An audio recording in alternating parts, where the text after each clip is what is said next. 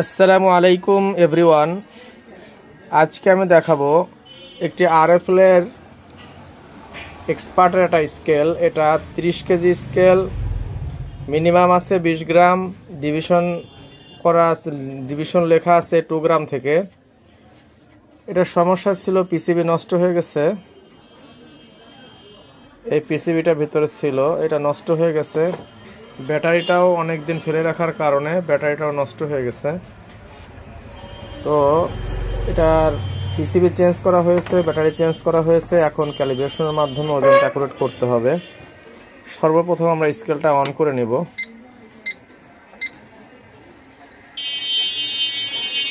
আমাদের কাছে 5 কেজি পাথর আছে, এটা আমরা লোড দিয়ে দেখব কি দেখায়।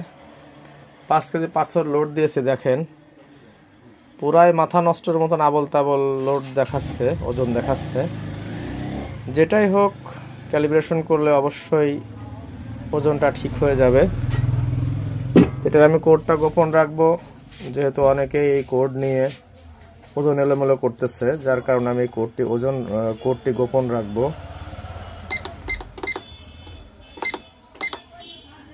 দেখেন 0.5 আসছে, অর্থাৎ ক্যালিব্রেশন অপশন চলে আসছে। যদি কেউ কোডটি জানতে চান, কোনো টেকনিশিয়ান ভাই আমার হোয়াটসঅ্যাপ নাম্বারে যোগাযোগ করবেন, অবশ্যই হেল্প করা হবে, সহযোগিতা করা হবে ইনশাআল্লাহ। এরপরে 1 টিয়ার দিতে হবে। দেখেন এরকম যখন ডট ডট আসবে তার অর্থ লোড চাচ্ছে, এখন লোড দিতে হবে। আমাদের কাছে 5 কেজি পাথর আছে, এরকম টপের মাঝামাঝি লোডটা দিবেন। এরপরে টিয়ার বাটন প্রেস করতে হবে। দেখেন টিয়ার বাটন এখানে আছে। এখানে আমাদের যে কয় কেজি লোড দেওয়া হয়েছে এটা গ্রামে উল্লেখ করতে হবে। 5000 গ্রাম লিখে দিতে হবে। 5 দিয়ে 3টা শূন্য। এটা একটা ইয়ে কাটা আছে, সিগমেন্ট একটা কাটা আছে এখানে। যাই হোক, এরপর টিয়ার বাটন প্রেস করতে হবে। এটা 30 কেজি আছে, এখানে 30 কেজি লেখা আছে, 30,000 গ্রাম। এটা আমরা 40 কেজি করে দেব, 40,000 গ্রাম। এরপর টিয়ার বাটন প্রেস করতে হবে।